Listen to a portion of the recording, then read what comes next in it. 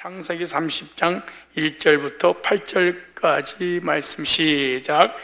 라헬이 자기가 야곱에게 아들을 낳지 못함을 보고 그 형을 투기하여 야곱에게 이르되 나로 자식을 낳게 하라. 그렇지 않으면 내가 죽겠노라. 야곱이 라헬에게 노를 바라여 가로되 그대로 성태치 못하게 하시는 이는 하나님이시니 내가 하나님을 대신하겠느냐. 라헬이 가로되 나의 여종 빌하에게로 들어가라. 그가 아들을 낳아 내 무릎에 두리니 그러면 나도 그를 인하여 자식 얻기노라 하고 그 시녀 빌하를 남편에게 첩으로 주매 야곱이 그에게 들어갔. 빌하가 잉태하여 야곱에게 아들을 낳은지라. 라헬이 가로되 하나님이 내 억울함을 푸시려고 내 소리를 들으사 내게 아들을 주셨다고 이로 인하여 그 아들 이름을 단이라 하였으며 라헬의 시녀 빌하가 다시 잉태하여 둘째 아들 야곱에게 낳으매 라헬이 가로되 내가 형과 크게 경쟁하여 이겼다고 그 이름을 납달리라 하였더라. 아멘.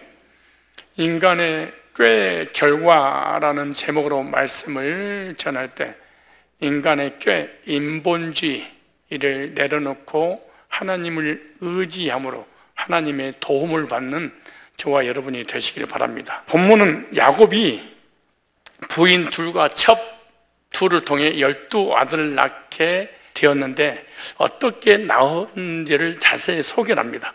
레아가 6명의 아들과 딸 하나를 낳았습니다. 라헬은 요셉과 베냐민 둘을 낳았습니다. 또 이 첩이 2명씩 나와서 12명, 12지파 이스라엘이 형성이 되게 됩니다. 그런데 이 두 자매를 비교를 해보면 라헬은 아주 이쁘고 아리따워서 남편의 사랑을 듬뿍 받았지만 레아는 못생겨서 남편 사랑을 받지 못했다.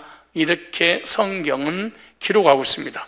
그러나 하나님은 남편의 사랑을 받지 못한, 즉 인간의 사랑을 받지 못한 레아를 사랑하셔서 아들 6명과 딸 하나를 낳게 해주셨습니다. 레아 4명을 낳을 때까지 라헬은 1명의 자녀도 낳지를 못합니다. 언니 레아는 자식을 잘 낳는데 동생 라헬은 자식을 낳지 못하니까 언니를 시기하여 아들을 낳게 해달라고 야곱에게 투정을 부리는 내용이 오늘 본문인데 왜 야곱에게 이렇게 자식을 낳아달라고 투정을 부렸을까? 그 이유는 첫째, 라헬은 왜 남편에게 아들 낳게 해달라고 그렇게 투정을 부리는 이유가 뭐냐? 그 첫 번째, 라헬은 하나님을 의지하지 않고 사람을 의지했기 때문에 그런 거예요.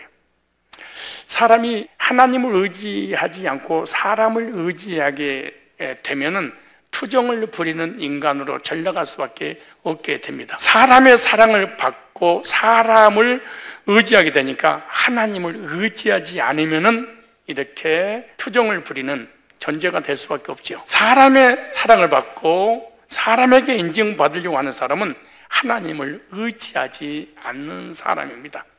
하나님을 의지하지 않는 사람의 특징은 어떻게 해서라도 사람에게 인정받을까? 어떻게 하면 사람의 사랑을 더 받을까? 사람 중심의 삶. 그래서 사람에게 관심이 참 많습니다. 그래서 저 사람이 나를 어떻게 생각할까?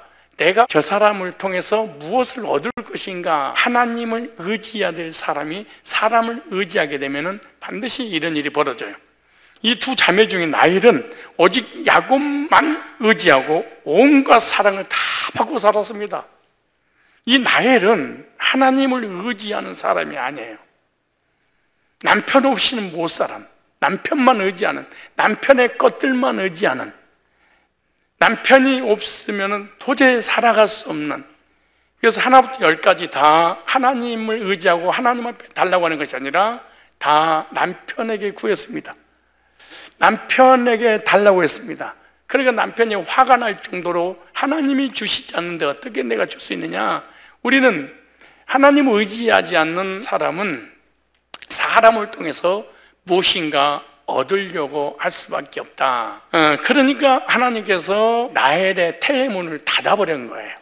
우리들도 하나님을 의지하지 않고 라헬처럼 사람만 의지하고 사람 중심으로 살게 되면 나의 삶의 태문을 하나님이 닫아버린다는 사실을 꼭 명심하시고 하나님만 의지하시기를 바랍니다. 내 아는 사람의 사랑을 받지 못합니다. 남편의 사랑을 받지 못합니다. 사람의 남편의 사랑을 받지 못하니까 너무너무 고독하고 너무너무 외롭습니다. 그러니까 하나님만 전폭적으로 하나님만 전폭적으로 신뢰하고 의리하니까 하나님께서 태의 문을 열어버렸습니다. 저와 여러분들도 사람이 내 곁을 떠나면 애로움을 겪게 되고, 애로움을 겪으면은 뭔가 의지할 대상이 없으면 우리는 견딜 수가 없거든요. 하나님을 의지하게 되면 하나님은 우리의 삶의 태의 문을 열어주신다는 사실을 믿고 하나님만 의지하시는 우리들이 되시기를 바랍니다.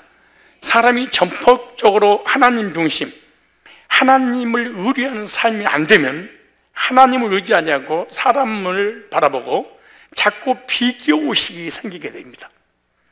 비교의식은 열등감에서 나오게 됩니다.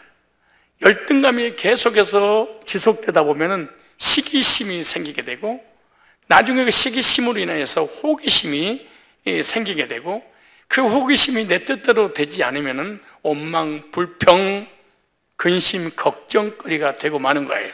감사의 삶을 사는 사람은 하나님만 바라보고 하나님을 의지하며 행복하게 살지만, 불평, 불만의 삶을 사는 사람들은 하나님을 바라보지 않기 때문에 사람을 보고 항상 시험이 듭니다. 항상 상처를 받습니다. 하나님을 의지하지 않고 사람을 의지하는 사람 불행합니다.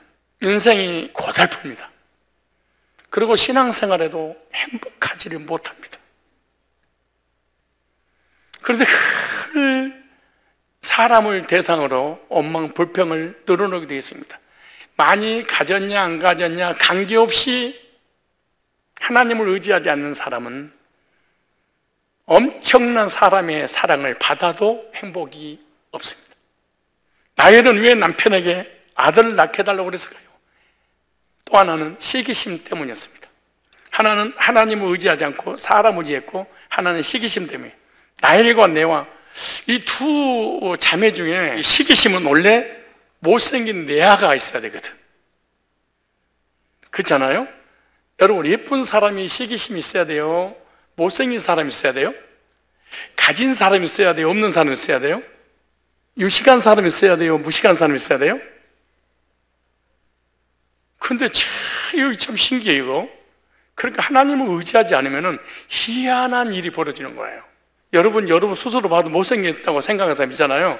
그런데 의외로 예쁜 사람이, 잘생긴 사람이 못생긴 너를 시기하고 있다는 것을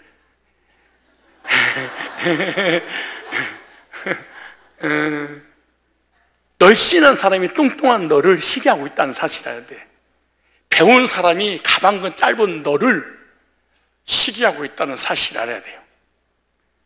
엄청 있는 거라고 돈밖에 없는 사람이 거지 같은 나를 시기하고 괴로워하고 고통스러워할 수도 있다고 여러분 생각하면 살아야 돼. 왜냐하면 하나님을 의지하지 않으면 잘났냐 못났냐 유무식을 배웠냐 안 가지고 전혀 관계없이 시기심이 발동이 딱 걸립니다. 가끔가다 여러분 보고 너무 많이 배우고 많이 가지고 똑똑한 사람인데 막 스펜을 뜨고 막 이런 사람 있잖아요. 이게 시기심이구나 이렇게 생각하시면 돼. 왜냐? 자기가 가지고 있지 않는 그 무엇인가 가지고 있는데 하나님을 의지하는 믿음이 있어서 그런 거예요. 하나님을 의지하는 믿음이 없는 사람은 가진 것도 없는데 의지 안 해. 배운 것도 없는데 의지도 안 해. 생기기도 상황이 생겼는데 하나님 의지하지 않아. 근데 배우고 똑똑하고 가지고 잘나고 잘생기고 멋있는데 하나님 의지해. 이걸 전문용어로 대박이라고 그래. 얼마나 멋있을까요? 세상 것도 풍성한데 믿음까지 부여해. 원래 못생긴 레아가 시기심이 있어야 되는데, 그런데 나엘은 하나님께 주신 엄청난 복도를 시기심으로 인해서 누리지를 못해. 많이 가지고 많이 배우고 아는 것도 많고 건강하고 부족함이 없는데 시기심이 있으면 누리지를 못한다. 시기심이 많은 사람은 자신이 받은 복을 절대로 누리지를 못하는데, 비교시 열등감이 충만한 사람은 받은 복을 복인지를 모릅니다. 시기심이 많은 사람은 가진 것은 전혀 생각지 않고 없는 것만 한 가지만 생각합니다. 다시 한번 비교해 볼래요?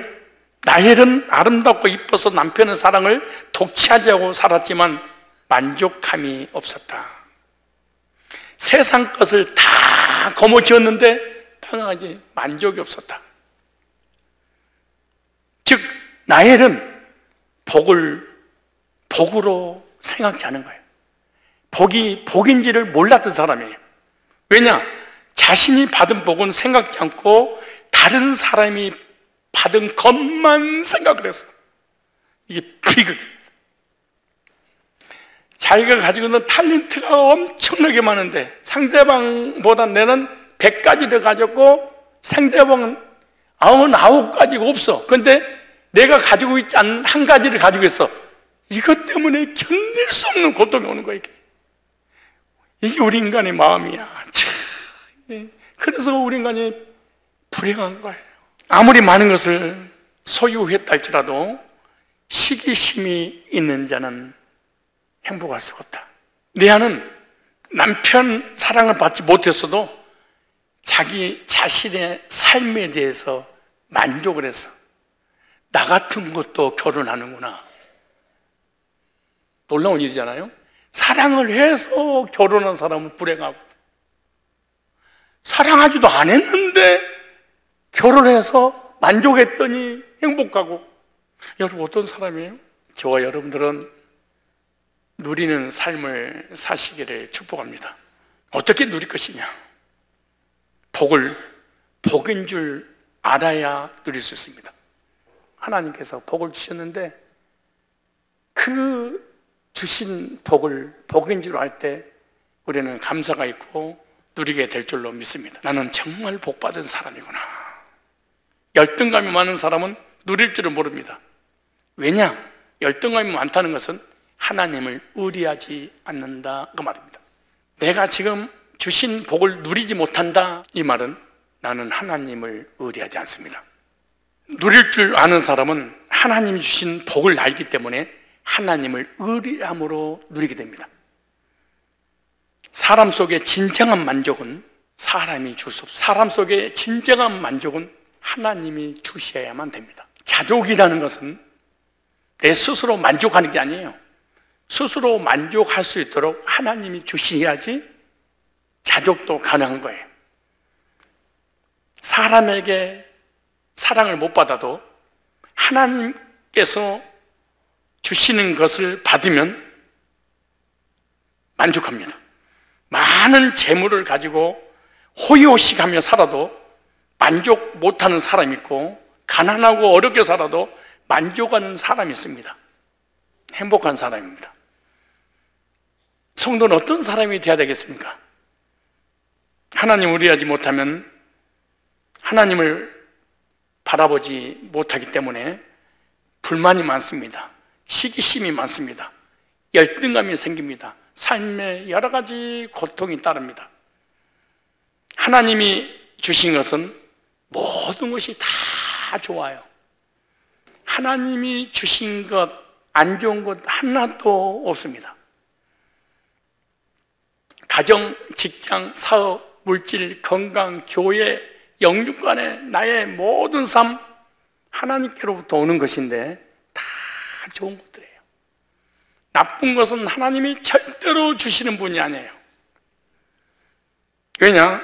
야고보서 1장 17절 말씀에 보면 온갖 좋은 은사와 온전한 선물이 다 위로부터 빛들의 아버지께로부터 내려오나니 그는 변함도 없으시고 회전하는 그림자도 없으시다. 온갖 좋은 것이 다 하나님 아버지께서 주신 것이, 그러니까 우리의 삶에 나타나는 모든 본질이든 현상이든 나쁜 것은 하나도 없어. 그렇다면 감사하며 살아가야 될 줄로 믿습니다.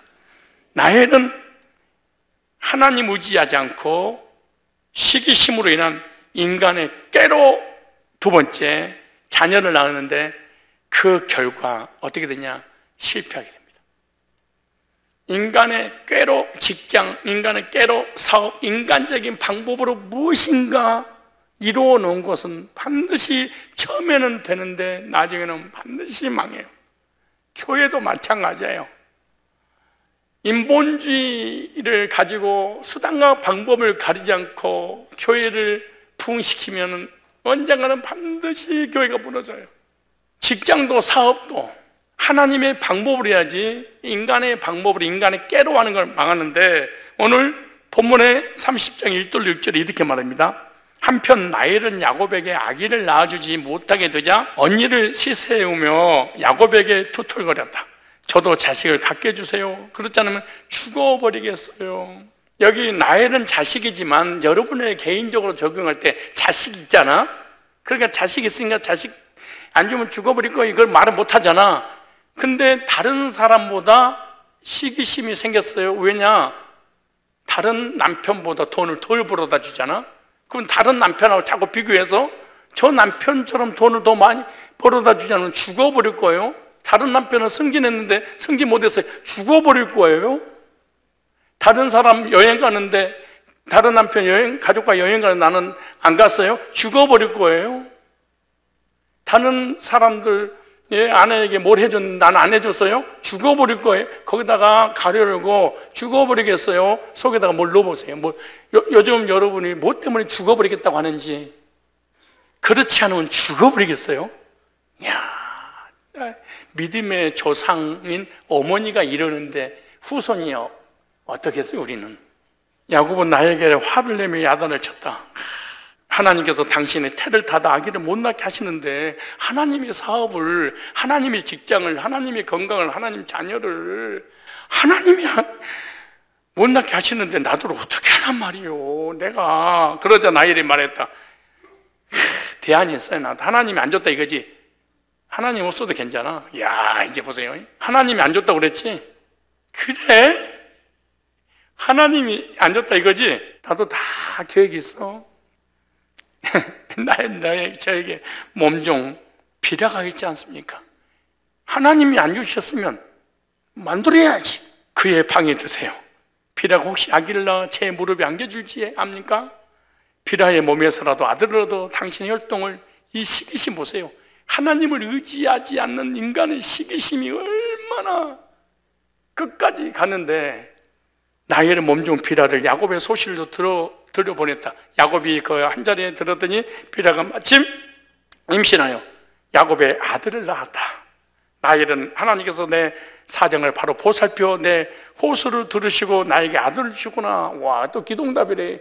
지가 지 인간의 깨로, 지 머리로, 지 생각으로, 지 방법으로 다 해놓고 하나님이 하신 거야. 하나님이 역사하신 거야. 하나님 응답하셨어. 그러면서 이름을 뭐라고 부르냐? 단이라고 불렀다 그랬어요. 첫 번째, 라헬의 첫 비라가 낳은 첫째 아들의 이름을 단이라고 불렀습니다. 라헬이 생각하기를 언니는 펑펑 아들을 낳는데 자기는 아들을 못 낳으니까 라헬이 다급해집니다. 그러자 자기 여종을 첩으로 주는 기가 막힌 사건입니다. 얼마나 시기심이 강했으면 내가 못 낳으면 다른 여자들 데려다도 씨바지를 내가 해야 되겠다.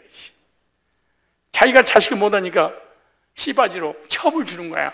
첫 비라가 낳은 아들을 단이라고 했어요. 이 단이란 말이 히브리어입니다. 히브리어 단.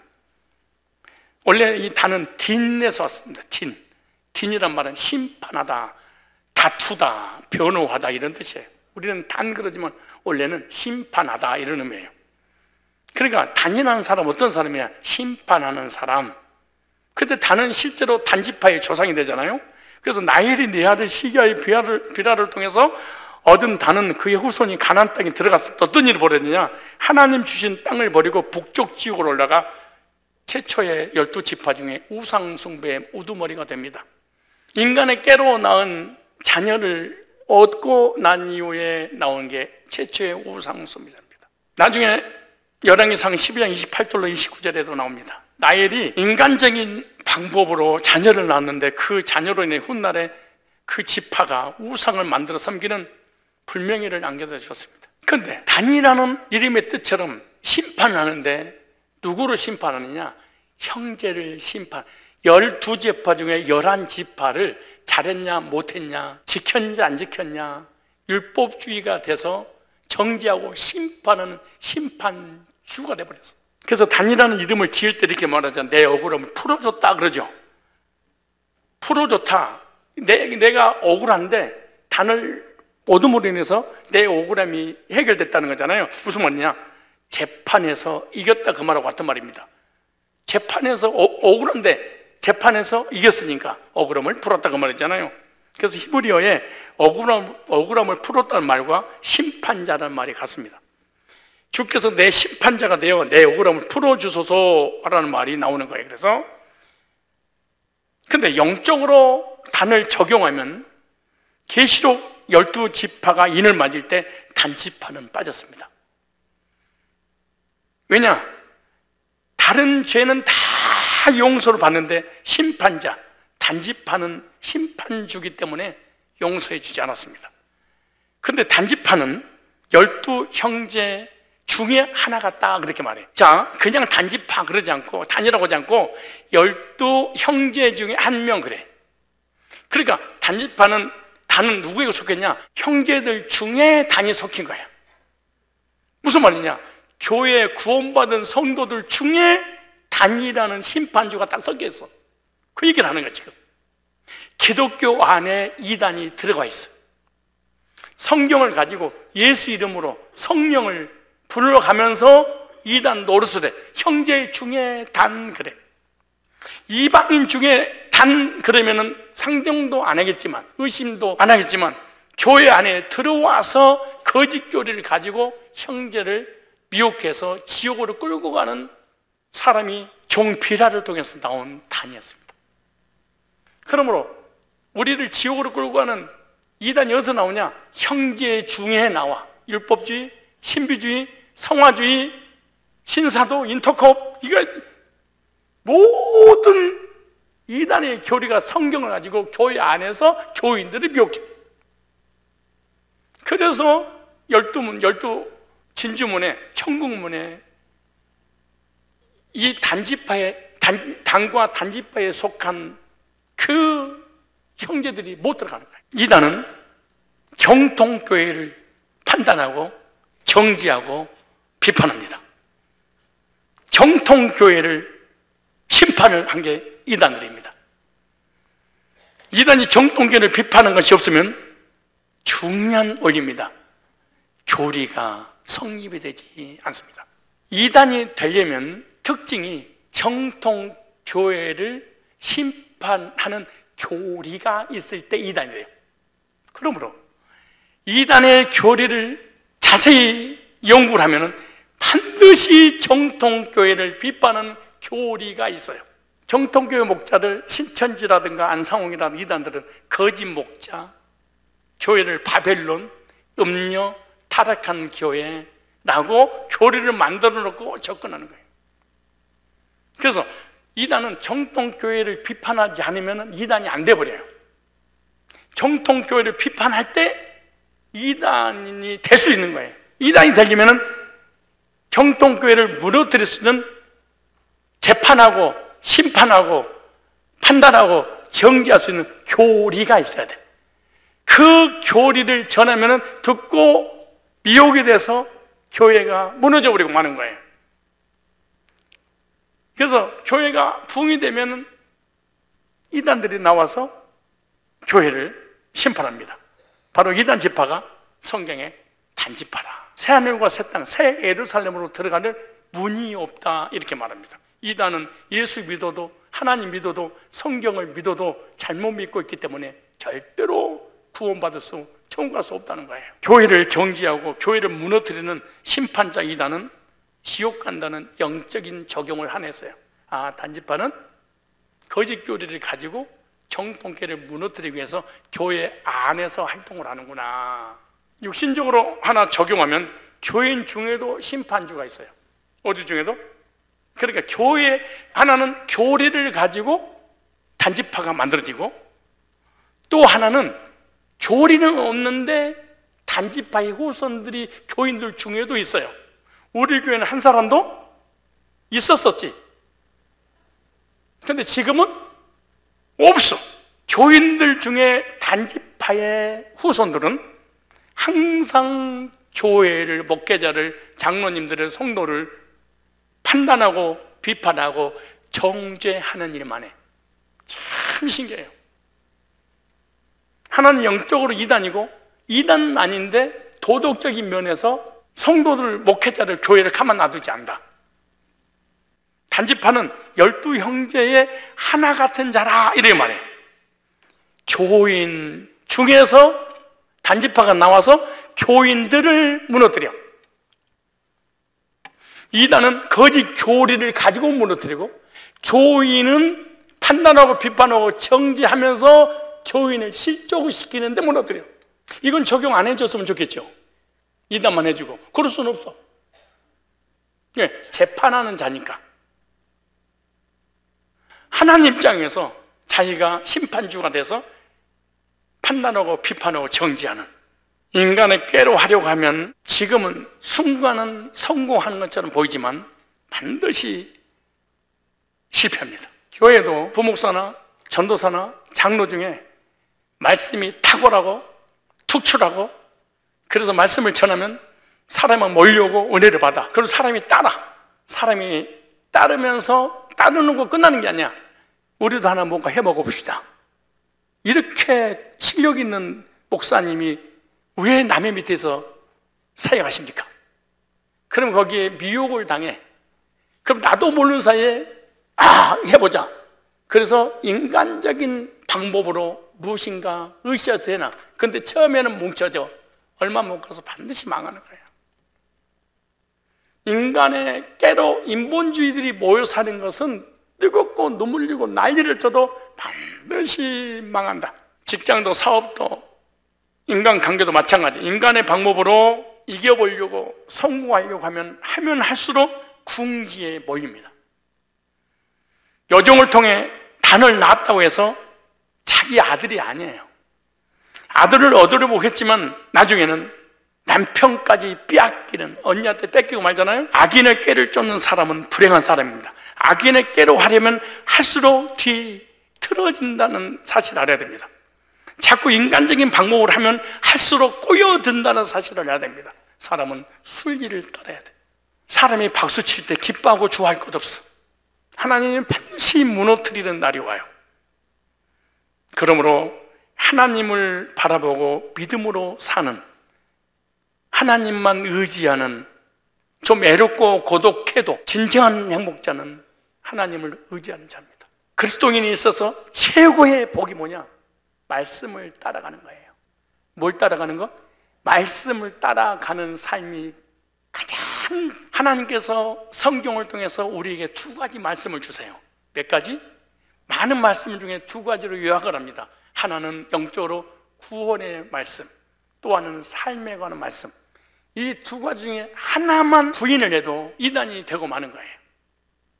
디모데후서 3장 한번 찾아보실까요? 성경 66권을 요약하면 딱 두 가지로 우리에게 메시지를 주십니다. 악한 사람들과 속이는 자들은 더욱 악하여져서 속이기도 하고 속기도 하나니, 이단들을 얘기하는 거예요. 이단은 자꾸 그 세상 사람 속고 속이고 계속 거짓말 교리를 만들었어요. 그런데 그런 너는 배우고 뭐해라? 확신하는 일에 거하라. 네가 네게서 배운 것을 알며 15절 보세요. 또 네가 어려서부터 성경을 알았나니 성경은 너로 하여금 그리스도 예수 안에 있는 믿음으로 말미암아 구원에 이르는 뭐가 있느니라?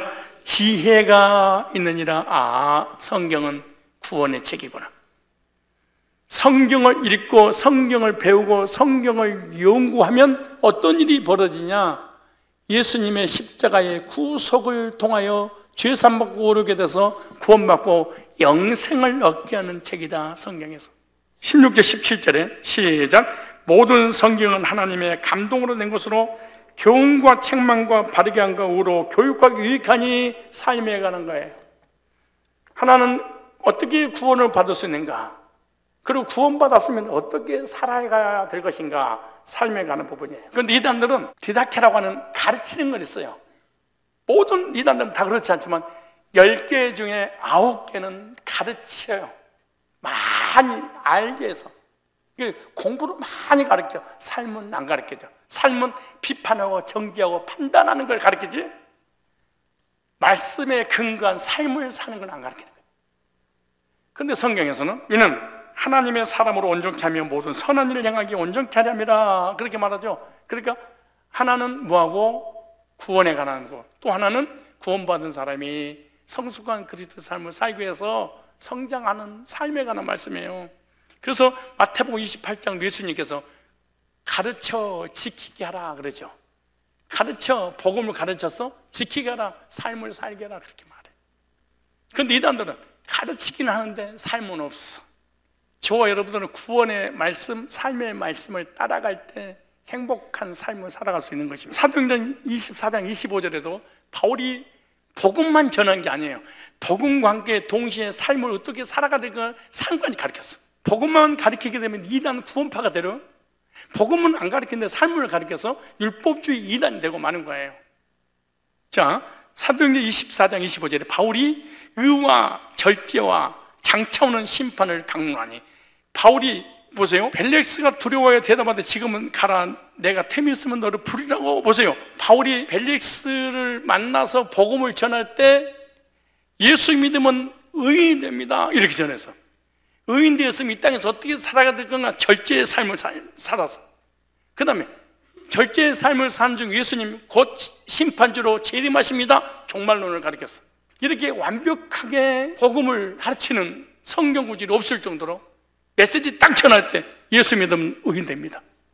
의인 돼서 구원받았으면 그리스도의 삶을 살아야 됩니다. 절제하는 삶을 사십시오. 세 번째, 예수님 재림주로 오십니다. 그래서 말씀을 듣고 이해하고 연구하게 되면, 아, 말씀을 통하여 이렇게 구원을 받는구나. 예수님이 나를 죄에서, 저주에서, 사망에서, 지옥에서, 심판에서 구원하셔서 영생을 주셨구나. 그리고 끝나는 것이 아니라 삶의 원리, 어떻게 살아가야 될 것인가. 예배드리고 말씀 받고 교제하고 영혼 구령하고 헌신하는 이런 삶을 쭉 사는 중에 예수님을 맞이할 수 있도록. 그래서 시편 1편 1절 이하에 보면은 악인의 꾀를 쫓지 아니하며 오만한 자의 자리에 앉지 아니하고 오직 여호와의 율법을 즐거워하여 율법을 주야로 묵상하는 자로다. 하나님이 기뻐하시는 방법으로 말씀의 원리에 따라 사는 것이 승리의 삶입니다. 악인의 꾀, 하나님 의지하지 않는 것, 인간의 방법대로 하면 할수록 자꾸 꼬이게 되고 궁지에 몰리게 되고 나중에 더 큰 불행을 초래할 수밖에 없는 것입니다. 그래서 시편 5편 10절에 이렇게 말합니다. 하나님이여 저희를 정죄하사 자기 꾀에 빠지게 하시고. 이단들의 특징은 자기가 만들어놓은 올무에, 자기 꾀에 자기가 걸려들죠. 자기가 만든 교리에 자기가 다 걸려드는 거죠. 자기가 만든 교리에 다 모순 있는 거죠. 이단의 교리는 다 모순 있어요. 아무리 머리 좋은 교주가 만들어도. 그 많은 허물로 인하여 저를 쫓아내셔서 저희가 주를 배역합니다. 잠언서 1장 31절에 보니까 그러므로 자기 행위의 열매를 먹으며 자기 꾀에 배부리라. 불신자는 자기 꾀로 살아가요. 그리스도인들은 자기 꾀로 살아가면 안 돼. 처음에는 돼. 반드시 심하게. 목회도 마찬가지야. 왜 망하냐? 자기 꾀로 해. 한국교회가 무너지고 있잖아요. 왠 줄 아세요? 자기 꾀에 망해버려. 그 다음에 라헬은 시녀 비라를 통해 아들 두 번째 납달리를 낳습니다.